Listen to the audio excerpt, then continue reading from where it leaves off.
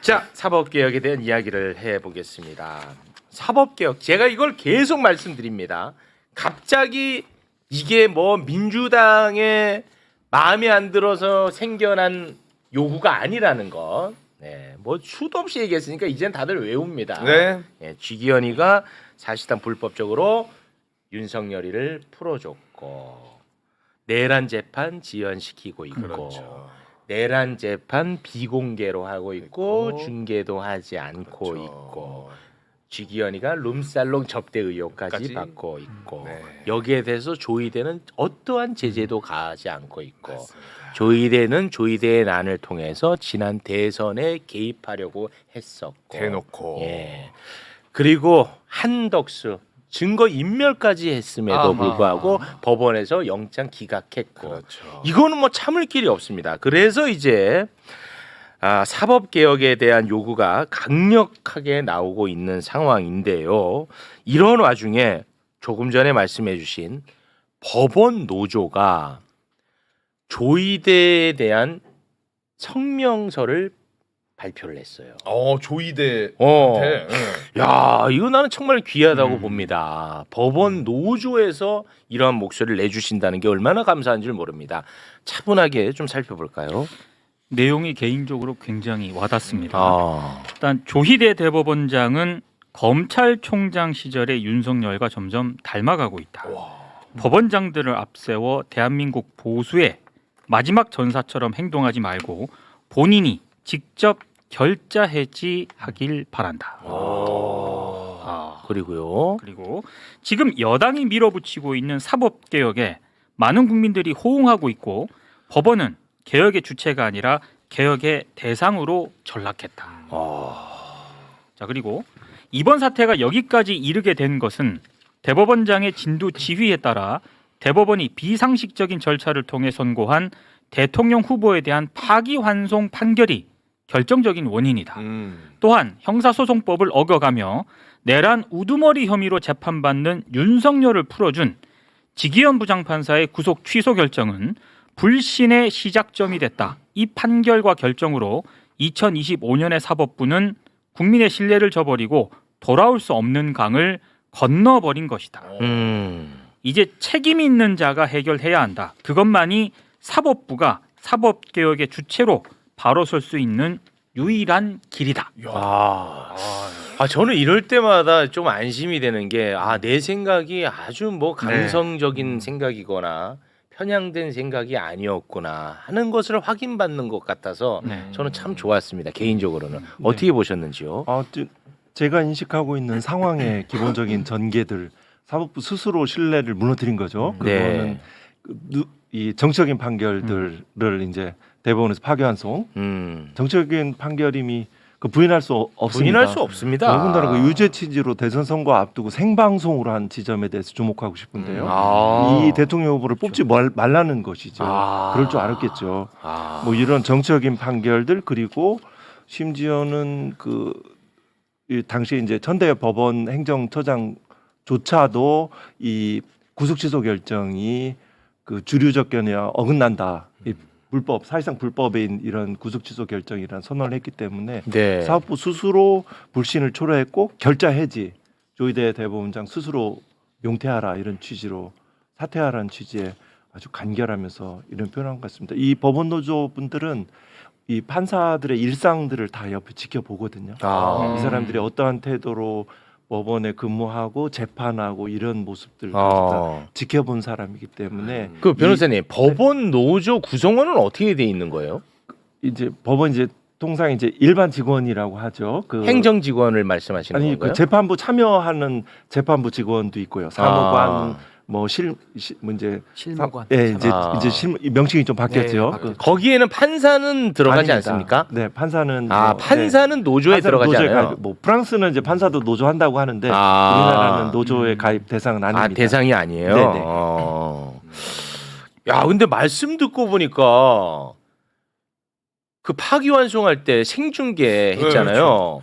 나는 이거 지금 굉장히 새삼스럽게 느껴지는 게 저도요. 그때는 생중계 해주는 거에 대해서 나는 고마움을 느끼고 이제 우리 같이 봤다고 네. 우리는 이런 결과 있을 줄 모르고 보통 노제할 때 생중계를 좀 근데 하거든요. 네. 지금 생각해 보니까 이놈들은 결과를 다 알고 있었고 생중계를 때렸던 건데 네. 이건 완전히 진짜 선거 개입을 할 목적이었던 거네요. 그때 굉장히 많은 국민들이 지켜보지 않았습니까? 그렇습니다. 네. 와 그러네. 네. 우리 최욱 앵커는 충격으로 방송을 끝을 냈죠.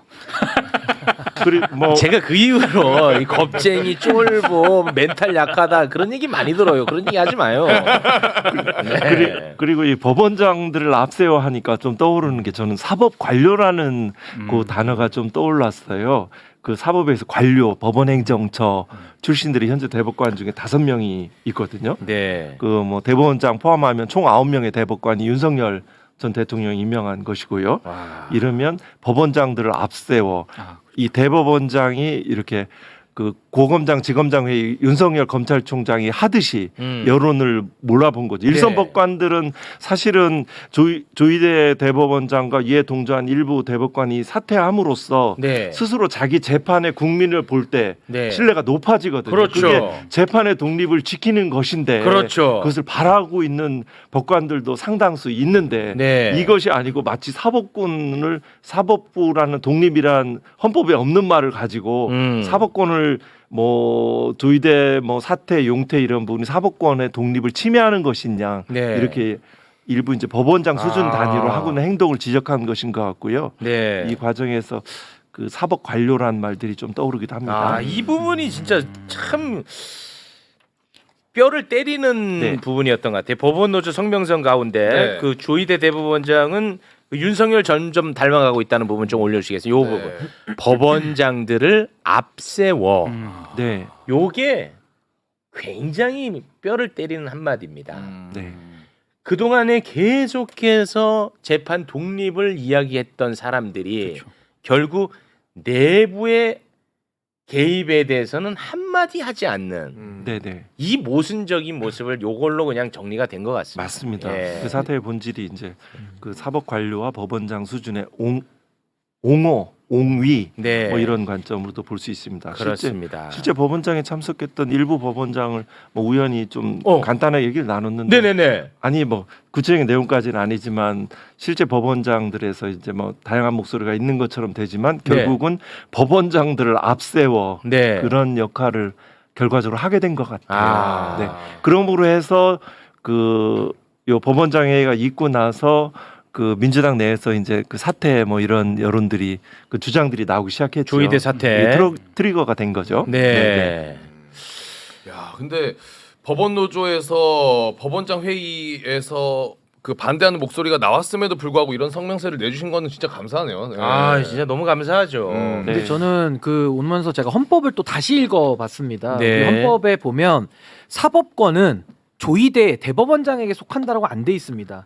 사법권은 법원에 속한다. 법원. 그러니까 법원은 지금 법원 노조분들도 구성원이신 거예요. 그러니까 한 법원 가족들 아닙니까? 네. 그러니까 이 얘기가 무슨 뭐 달나라 저기 뭐 다른 나라에서 나온 얘기가 아니라 법원의 구성원들이 지금 이런 목소리를 내고 있다라는 게 저는 중요한 부분이다. 그래서 저는 오히려 대한민국에서도 우리가 이 내란 국면에서 희망을 본 것은 국민들이 주인이다라는 걸 우리가 확인을 했잖아요. 네. 결국 윤석열과 같은 그 소위 말하는 그 대통령을 중심으로 했던 내란을 도모했던 세력들을 국민들이 갖다가 막았는데 그렇습니다. 법원도 조희대 대법원장을 비롯한 이 내란의 DNA를 갖고 있는 일부 인사들을 지금 법원 노조가 지금 맡고 있는 전 이런 구조를 통해서 제2의 응원봉 아니냐 이런 생각이 듭니다. 네. 근데 저는 사법의 독립에 대해서 꼭 이 부분을 말씀드리고 싶은 게 사법의 독립이 규정되어 있죠. 근데 그 독립이라는 게 법원을 성역화해라. 법원은 마음대로 해라. 이 뜻이 아니거든요. 그 네. 독립이라는 것은 국민의 기본권을 보호하고 정의를 실현하기 위한 외부 권력으로부터의 독립이에요. 네. 그러니까 지금 독립이라는 의미를 대법원장 이하 법관들이 좀 잘못 이해하고 있다. 네. 그 부분을 좀 짚어야 될 것 같습니다. 그렇습니다. 좀 세밀하게 보면 그 사법권 이제 재판에 관한 권한인데요. 조희대 대법원장이 가지는 사법권은 오로지 전원합의체 할 때 그때만 가지고 있는 거죠. 그리고 그 대법원장이 가지고 있는 사법권은 그거 하나예요. 그리고 일선 법관들이 사법권을 가지고 있는 거죠. 법원이 가지고 있는 것이고 지금 뭐 또 내부로부터의 독립이 있는 거예요. 네. 그러면 대법원장의 제왕적인 대법원장 체제, 이분은 이제 양승태 대법원장실에 대법관을 해서 어떤 때 보면 제 생각에는 양승태 대법원장 시절에 어떤 그거를 하나의 뭐 모델로 생각하고 있나 싶을 생각이 들 때가 있어요. 그러면 이 인사권과 사무분담의 형태로 그 법관들의 재판의 독립을 침해하는 행위가 있을 수 있잖아요. 그렇죠. 어떤 사람은 형사 재판 안 맡겨요. 영장 재판 안 맡기는 거예요. 그렇지. 그리고 어떤 사람만 속칭 뭐 튀지 않는 이런 판결들을 하는 사람들만 넣는 거죠. 네. 이것도 크게 이제 재판부 구성이나 이런 과정에서 내부로부터의 독립을 침해할 수도 있는 거죠. 그렇습니다.